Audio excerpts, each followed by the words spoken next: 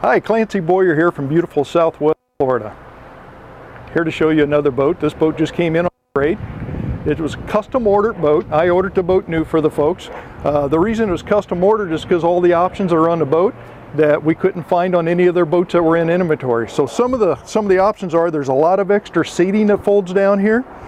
They wanted a generator on the boat so that they could have air conditioning when they were out on the water. So it's pretty rare to have a generator on a 285 Conquest.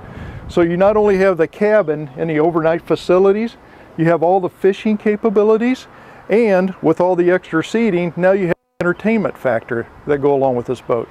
So it has a generator that can run the air conditioning system, but on a cool day like this, you can also run the heat because it's a reverse cycle system. So I just wanted to tell you a little bit about the boat. Tell you it's a nice fresh trade-in that just came in. It's a 2017 285 Conquest. There'll be a lot of photos online to show you what I'm talking about with the seating and all the different options that are on the boat.